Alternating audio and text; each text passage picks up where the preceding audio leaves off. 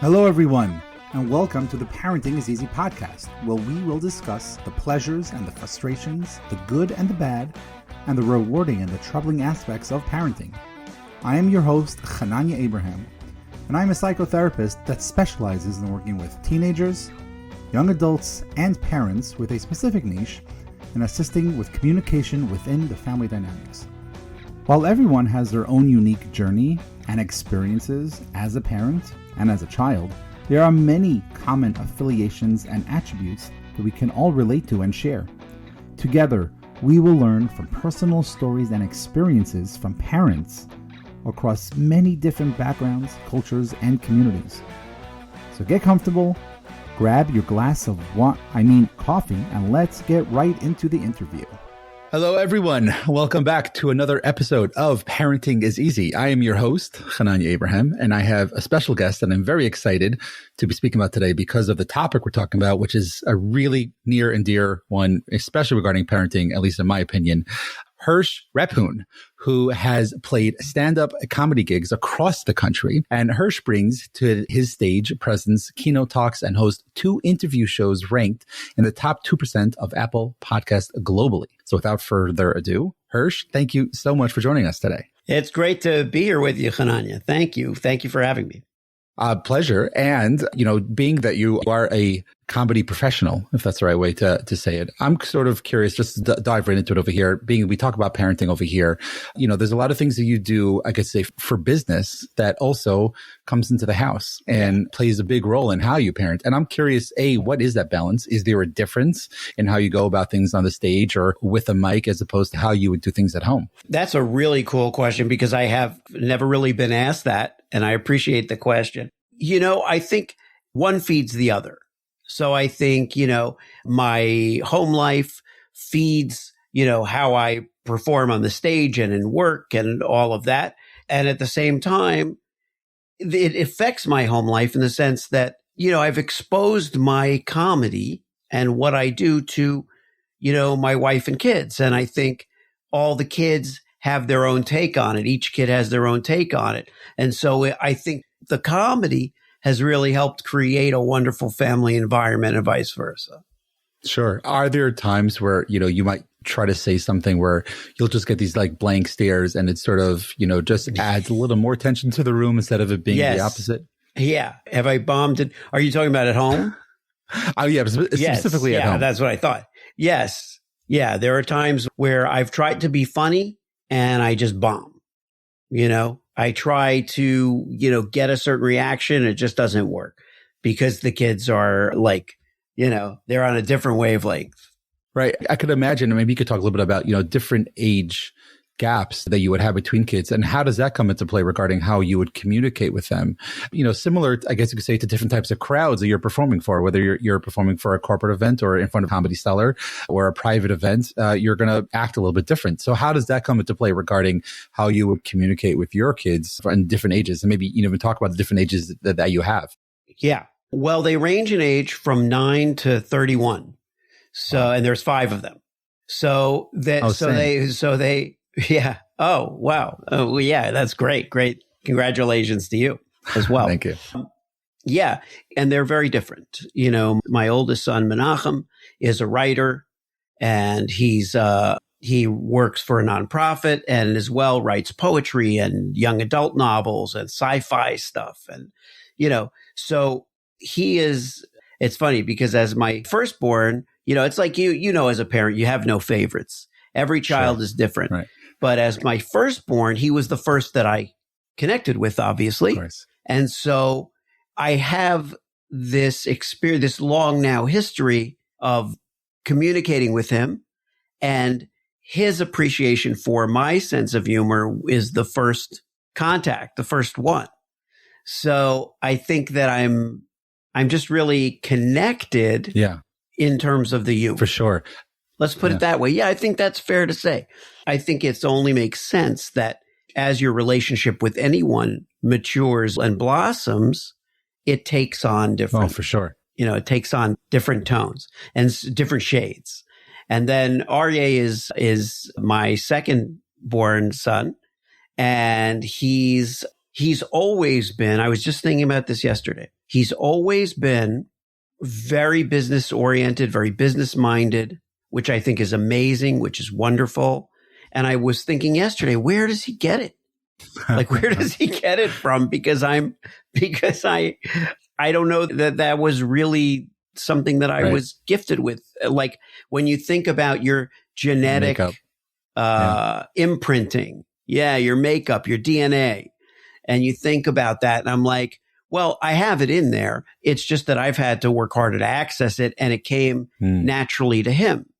And I thought, he must have gotten it from somewhere, but he could have gotten it from his mom, or he could have gotten it from me, or he could get it from anywhere. But it's more like his DNA was just that he accessed it sooner. And how has that he has worked an amazing within sense your of humor. Connection to him, and seeing him different from you, and obviously different from your oldest, from Menachem? How has that sort of played into that parenting balance that we have to have? I think that what's happened is that I've learned from him in a certain way. I think with he and Menachem, and their difference is 2 years, a year and a half, age difference. And I think that first of all, his essence is both of those kids, their essence is very pure. And so they connected very much on a level of honesty, because Menachem is who he is, and he's a very straightforward, honest person. And Aryeh is the same. And on that level, even though Menachem is a bookish kind of, not bookish like great in school, because he wasn't, because at 7, he was diagnosed with Asperger's. And that was, I've talked about this with him recently. It was a relief to get the diagnosis, to have something kind of, he struggled for the 7 years, trying to fit in, trying to understand what's wrong with me. Before the diagnosis, we were walking to synagogue one Saturday, and he broke down and sat down on the curb and said, "I'm broken, Daddy, I'm broken." Oh, and it's like one of the worst things we can ever experience as a parent. Right. But it did open the door to understanding what he was going through. And of course I said, "You're not broken. Nobody's broken, but I understand what you're saying. You're feeling like you could look at that so many ways, right? Are you feeling broken because you're dysfunctional? Are you feeling broken because you're not working properly? Or are you feeling broken because you're broken down and you've been, there's so many ways you can look at it." And you are validating him. I think that really opens up the door, for connection towards you, and obviously feeling a certain way for himself. Now, so there you are, you have these two, above later 20s, early 30s, you have two kids in the middle. What are their ages? Okay. So then Tessa, who's 26. No. She's 27. Yeah, that's right. Oh boy, it's so funny. Okay. So just think of all your passwords, and then you'll remember your kids' birthdays. Right. Exactly. Right. That's so funny. That's something you have to work against, is the obvious, password. But Tessa, and it's funny. I think of, I was trying to remember. She's married. She and her husband Zev recently welcomed their first child. And my first granddaughter. Wow. Congratulations. So thank you. So that alone, tells you a lot. She knows what she wants, and she's the real deal. That's her thing. She knows what she wants, and she's the real deal. But keep in mind, the real deal is that she's very soulful. She's incredibly soulful. She's incredibly committed to her identity. She lives in Israel, and her relationship with the older brothers has been one where I think she's always gotten along with her oldest brother, but because he's also kind of, and always been very loving. But I think, she sometimes feels like the older sister, right? And he sometimes feels like the older brother, but which he is. So they're butting heads like siblings do. No, not butting heads. It's not so much about butting heads. It's about relating to one another best. How do they relate to one another best? Think of it that way. Like, how do they find each other and see each other and meet each other? But very little conflict.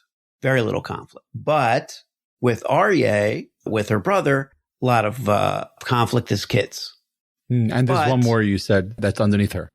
There's before the 9-year-old. There's one more underneath her, and that's Keaton, and she's 15 going on 16. She'll be 16. Do you mean 15 going on 21? Yeah. Well, aren't they? Right. Aren't they? Yeah. Aren't they all?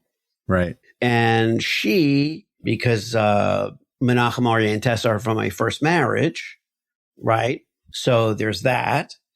So she's the first child from my current marriage. And so I think she came into this family, which is one family, you look at it that way.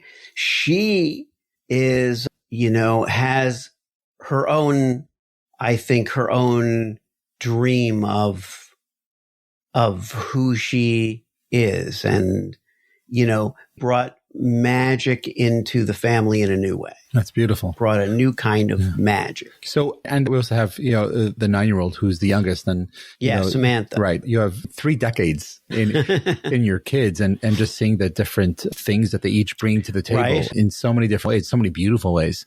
I'm curious, how does that affect regarding your parenting to have, hey, it's not fair, she gets this, or I didn't get that when I was her age. Right. And then there's always that riff regarding why are you parenting differently here than you are here. How has that been something that you've for sure been challenged with throughout the years? Well, Hananya, it's a evolution on my part. Oh, yeah. That I've had to take a journey as a parent, because I think it isn't fair in a way. It's totally not fair in the sense that I am a better father now, right? Hopefully. But what I've learned from being a parent to the oldest children, I've brought to each of the younger 2, right? And I think that that's been really a blessing to everyone, like in myself, it's been a blessing to me. And it's been a blessing in terms of my relationship with each. How about within the relationship? But it's not fair. Yeah, but it's exactly. Yeah. You know what I mean? It's not fair that that I didn't, show up to the oldest child with the knowledge that I have now. But how could you? I think that's also some of the, I like to call them perks just because I'm the oldest as well. So the perks of being the oldest, of also being the guinea pig in many ways for us, for the first time parents. So, it has. And I'm the youngest. So, it's a complete opposite in that sense. And I'm sure there's some that you can relate to your youngest differently than the way you might relate to Menachem. Just, in that sense of, we are in the same boat. We're together in this. And I think that applies to all parents when, we could relate to certain aspects of our kids in certain ways. I think we also have a opportunity for ourselves to make sure that we have things in control when we're dealing with each one individually, which is what we're trying to do is parent each child for what they need. And to hear you talk about and articulate for all 5 of them how different and how special and how unique each one of them are, we have an opportunity of growth to say, okay, so I need to focus on making sure that I'm parenting for that one, for what they need. And even if they're coming from, in a way, 2 separate families and we're coming together and being a family, that doesn't change for what my job is as a parent. At the same time, that can pose so many challenges. And so I'm curious to hear from you. You talk about that personal growth, being that you've had all these experiences throughout the past 30 years of being a parent, and there's so much that you've learned for yourself. What can you turn around, even though you're not done with this journey? What can you turn around and look back at yourself and say, hey, this is something that I've learned that has been a real growth type experience for me over the past 30 years? I would say have patience with yourself, have patience with your children. You know, there is no easy fix to anything. There's no easy fix to anything. And there's nothing promised. And so appreciate everything that comes and have patience with everything. I love how you divide the patience with self and the patience with your kids. And I think that's such an important point. One of the things that I was thinking of as you were saying patience with self, what comes up for me is the concept of judgmentalism and being very, very hard on ourselves, and that self-critic that we all can relate to in some way, shape, or form. And, you know, like, oh my God, I'm not a good parent. I suck. I'm doing the wrong thing. I don't know what I'm doing. And that constant self-doubt. And then you have another job of obviously your work that you do. And then you have a second marriage and you have 2 more kids, and you're trying to have this homogenous family that's able to be a unit. You know, that could be very, very difficult at times. So I'm curious to hear from you when you talk about that judgmental part, and that's something that you've had to work on. How has that manifest itself within the parenting dynamics? And how has that been something that you've been able to work on? Wow. Well, judgment, as you point out, it's not only, first of all, this is us being hard on ourselves. It's everyone having in themselves. You know how you used to see the stereotype of the good the angel and the devil. The angel on one shoulder, and the devil on the other. That do this, do that. No, do this, do that. Right? That stereotype. Well, I think we each have that same devil and angel that tells us, the devil tells us to judge, and the angel tells us compassion. To have, you know, as we would say in Yiddish, Rahmanis, right? Have compassion, right? And I think that having been the recipient of harsh judgment, in the sense that I think, you know, I know what it's like to be judged, and that makes me so from your a more compassionate person. And so from my experiences, I have become more compassionate, and I have learned that I love my children unconditionally, and that it's important that they know that I love them unconditionally. And with that, I already see in every single one of my kids a compassion for their fellow human being. And I think that it is not infallible, nor is it easily won. So the fact that I see it there, it's important that I understand that you're not taking it for granted. It doesn't come for free, and it doesn't come without struggle and a price. I'm not taking it for granted, but I'm gratified to know. And it also doesn't come without repeating, right? You have to, on our part as parents, we have to, if we're going to be loving our child unconditionally, then we're going to have to work at that, and we're going to have to sharpen and practice that. And if as children, we're going to be compassionate toward others, we're going to learn that lesson. We have to look over our shoulder and be cognizant of the challenges that come with that. Being love and the responsibility that we may choose to take on ourselves, with the freedom that comes with being loved unconditionally.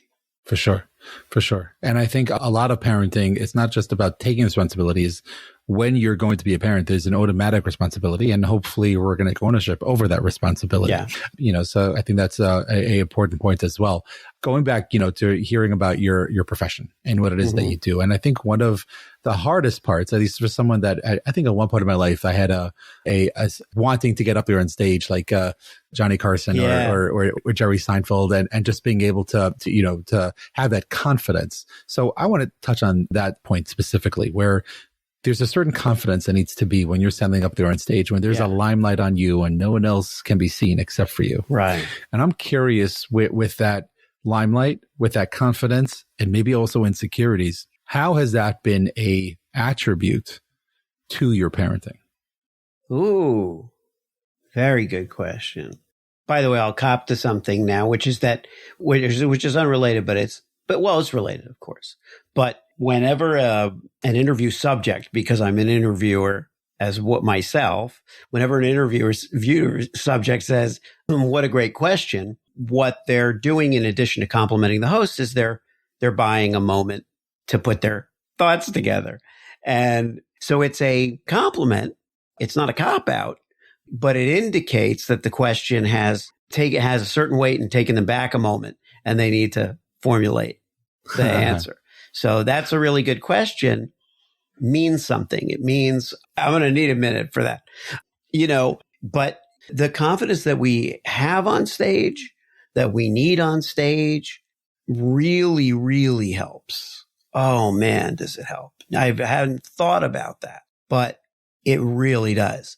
Because when I know what it takes, it's like if I were a firefighter and I then confronted in the home, some kind of, heaven forbid, some disaster, I would bring that to it and say, all right, I'm cool, collected. I'm going in. I'm focusing on fixing this problem. I'm going to put out this fire. I'm going to here's how I'm going to do it. I'm going to prioritize. I'm going to cover all that stuff they're going to bring to it. Stop, drop, and roll, and all the things they're going to handle. All of your training. All the training. Thank you. All the training will come to bear.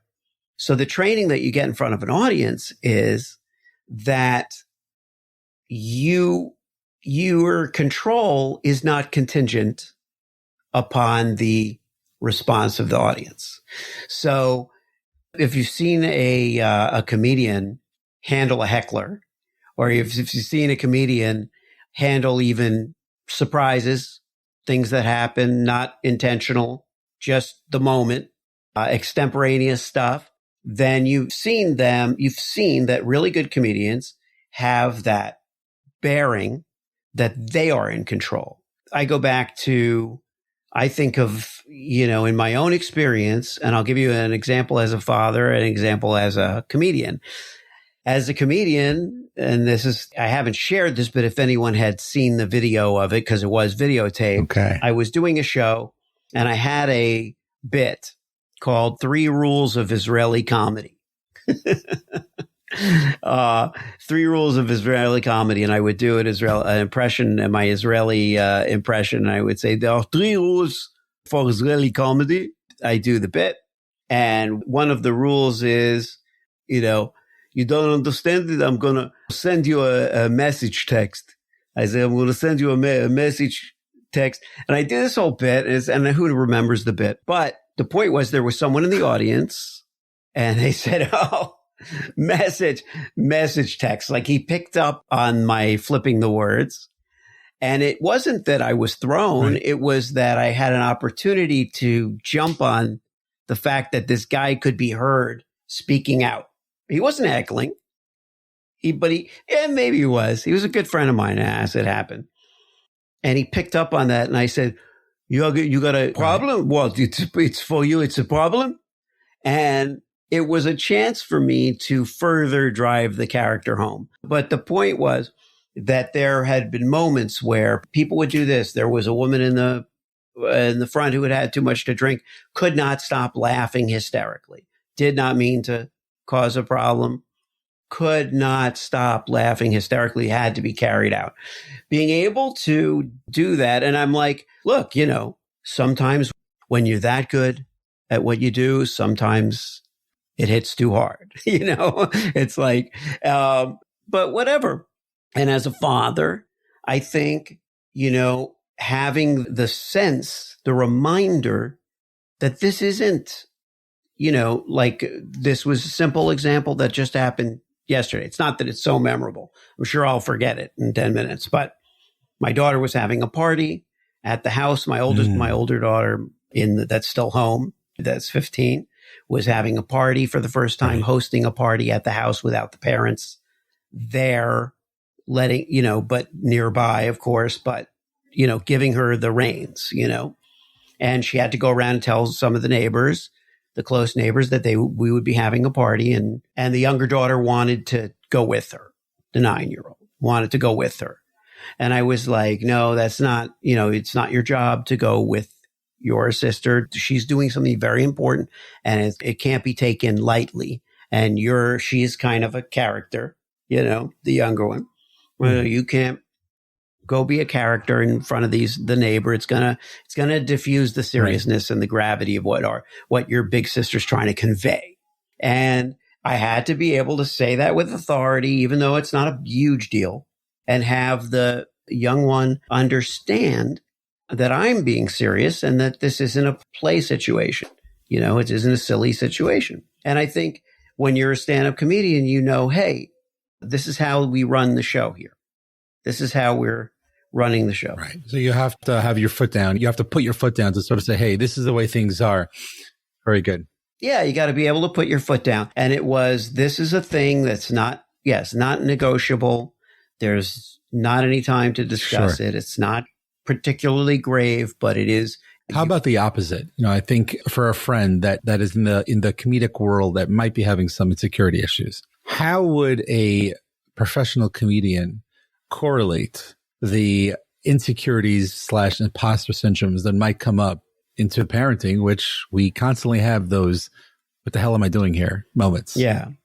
Yeah. How would I tell them to put that into practice? What are those similarities and how, the way you would get yourself out of those funk zones as a comedic professional, how can that be applied to the parenting world? I think that the best advice is that, what is at the core of comedy? A willingness to make fun of ourselves. We're also willing to do it before. And I think anyone who's been either bullied or made fun of often takes on that self-deprecating thing because we want to take a little jab at ourselves before anyone else does it. It will hurt less if we do it ourselves. And so we learn to have a tougher skin and we learn to laugh at ourselves. And I think the best advice in terms of actually, it may sound counterintuitive, but it's not, to maintain control in the household and to have the best outcome in the household is to remember to not take ourselves so seriously. Right. And that, goes back to the patience thing we talked about a while ago. If you go back to that, if we remind ourselves, okay, you know what, I'm not this isn't about what's not going to work. And it's good that you asked that question because it goes with the last answer. It's not going to work to say, hey, you're not going to have a happy home that way. This is what it is. This is the way. Boom, boom, boom. Has to be a little self-deprecation, a little humor, healthy self-deprecation. Because I do want to say that some of us either inherit or develop a self-deprecating point of view. And I have dealt with this in my kids. I certainly had it. The relatability that I have for my kids' struggles. From the way we were parented. Yeah. Right. And by the way, my parents were phenomenal parents. And, if anything, I was probably sheltered from a lot of the ugliness of the world by the warmth and love of my parents. But I saw, judgment can come in from a place of fear for your child. Well, judgment always comes from a place of fear. But the difference with a parent being judgmental, and in this case, I think it was, the examples were my mom being afraid of something that might happen to the family or happen to the kid, and therefore judging their behavior or being afraid to not live up to being the parent they want to be, and therefore judging the child's behavior harshly for their own good. That's the best way I can explain it. So it isn't a reverse judgment against the parent. It's the parent because of their own fear, overprotecting or judging the child. So therefore, the best way to avoid that is to take a step back and laugh. Take a step back and laugh at yourself. Not be so hard on yourself. Not be so hard on yourself. And then you won't be so hard on the kid, right? Because if you give yourself a break, why do you think people are so austere? Because they're not giving themselves a break. There's nobody who's like, you're probably not going to see Jimmy Buffett, who's got this laid back, parrot head, lifestyle, beach lifestyle, turn around and say to his kid, "Hey, what are you doing? Get out of there. Get out of that cookie jar. You got to be there on time." He's probably going to take a certain tact. I don't know. I don't know him personally. Sure. I don't know. I would say more Johnny Cash than Jimmy Buffett, but yeah, I get your point. Yeah. So I think there are so many other questions that we could sort of go here in comparing and contrasting the comedic world and the parenting world. I have one last question for you over here before we go into some rapid fire questions. So you talk about, the concept of having the right delivery and knowing when to maybe expand the joke a little bit so you can take it a little bit further. And it's probably key to any good comedy professional that they know exactly how and when and where to put in those little extra little tidbits. What type of advice would you recommend for someone that has been doing that professionally for such a long time into parenting, as also knowing when, where, and how to say something? For example, you see your child walking out of the house and you already had a few little, I guess you say, back and forth with that teenager. And now they're leaving the house to go to a friend's house and they're dressed a certain way. So, you're going to dress like that when you leave the house? Or is that something that what, this time I'm going to shut my mouth because it's not worth the battle? So, there's a certain, I think, level of a radar that a comedic can have that can maybe be applied to parenting as well. And I'm curious how you would word that. Yeah, radar is a good word. It's definitely a gauge, and it's something that I personally find I have to correct in myself very often. Like if it's a gauge and you're like, what's wrong with the gauge? My wife has a really good one. I think she's very analytical. So she will see that coming or see the situation in a practical way as much as she's emotionally invested. And at least as much, if not more than I am, but she sees the practical, she sees the analytical point of view, and she knows this is not a fight worth fighting. You don't want to die on this hill. This is not the play. I have a harder time doing that, but I definitely think that humor is the device. It can be, because if I can find the humor in it, and I learned that from my dad, that was 100% my dad. My dad had an impeccable sense of humor and excellent timing and very good judgment.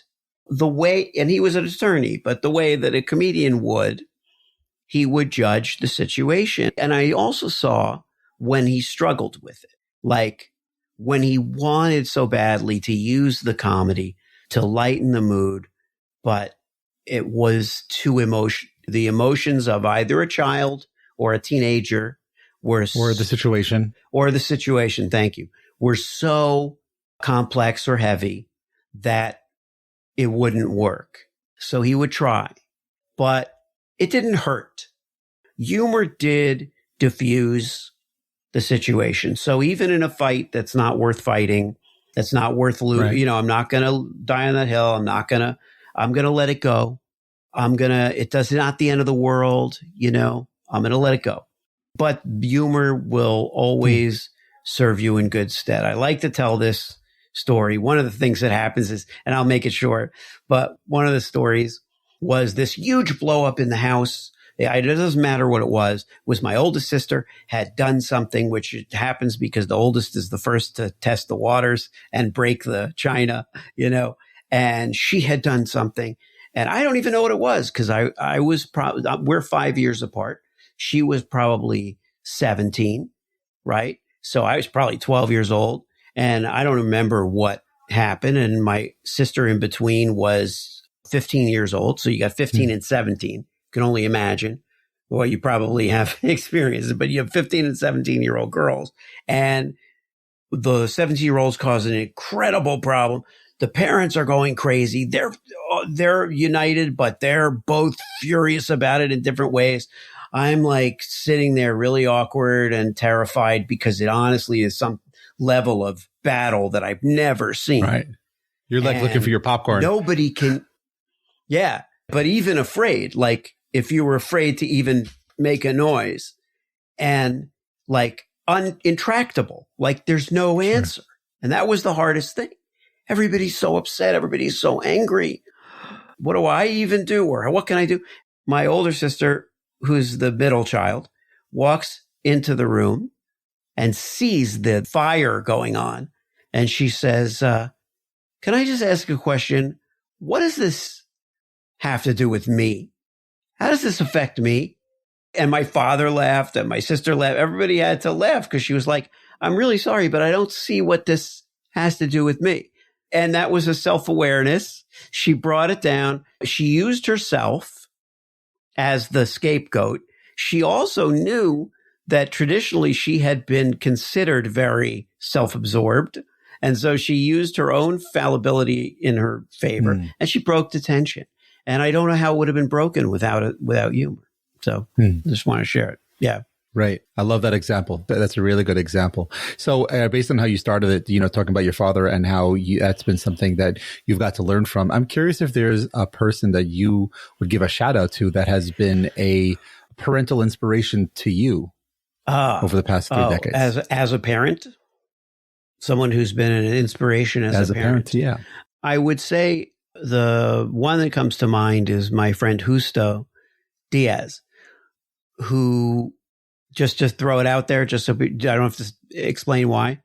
Yeah, please do. Please do. Oh, okay. Yeah. So one of my dear friends, and he sadly lost his father when he was 5. So his father had brain cancer and he lost his father, as did his, mom and his older sisters lose their dad. And he was the youngest child like me, 2 older sisters and him being the youngest, and became the man of the house. But as a dad, just immediately and instinctively has always just put the children first. And in such a way that, it didn't matter, come hell or high water, the child would get the attention they needed. They would get what they needed. The priorities, like we talked about, the ways you have to put your foot down, able to put the foot down, but with an incredible balance. Yeah, the very good balance. Immediately and instinctively. And I believe from the loss of that parent, he took that missing hole and made sure to fill it in the lives of his children because he knew how fleeting that presence can be. And so that's where my admiration goes. Beautiful. Would there be a book or a podcast or a lecturer that you would recommend to people that are looking to grow in their parenting skills from a comedic point of view? Oh, well, there's definitely, I don't know that I would point out a particular podcast. I'm certainly glad that yours exists. Besides for your own. That's right. No, well, mine isn't about parenting. But I would definitely point to the comedian Jim Gaffigan. Like us, he has 5 kids, and he has a very dark, I don't want to throw it out as very dark, has a surprisingly grounded view of the realities around parenting. Yes. And the realities around family. Okay. And if I'm allowed to, I will post a link to his specific one on parenting. A link. I'll post that in my show notes. Yeah. My last question for you is, if you can think of a everyday mundane superpower that you would like to have to be a better dad, what would that be? A mundane superpower, not like flying, not like making money come out of nowhere. A very mundane. Okay. A mundane superpower. That has to help with your parenting. Yes. That I would think would help with my parenting would be the ability to, well, if it's a superpower, it has to be bigger than normal. Correct. So, I would say, well, My superpower would be the ability to stop tears from building. You could say stop them from flowing, but it isn't so much that there's something wrong with crying, but there is an accumulation of tears or sadness that we often find takes us by surprise. So being able to... What would your superpower do? So my superpower would identify those problems before the tears accumulate too much, so that the problem could be addressed. So it would be a superpower of a sadness sensor that picks up on the sadness that might be going on in somebody, in a child, before it accumulates. Oh, I love that. Thank you. That is amazing. I love that. I think that's spoken from a true veteran father. So, Hersh, thank you so much for joining us today. Thank you, Hananya. Such a pleasure to be here.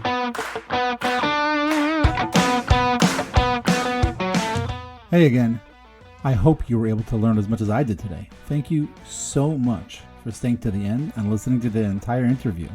Please feel free to leave a comment wherever you listen to this podcast. All comments will be read weekly, and we appreciate all feedback and ideas. If you have an idea for a guest or a specific topic, please feel free to share. Additionally, you can contact us at parentingiseasypodcast@gmail.com. Again, that's parentingiseasypodcast@gmail.com. Thank you for joining today, and remember, parenting is a journey. Don't forget to enjoy it. The goal is to be a little better today than yesterday, and hopefully better tomorrow than we were today.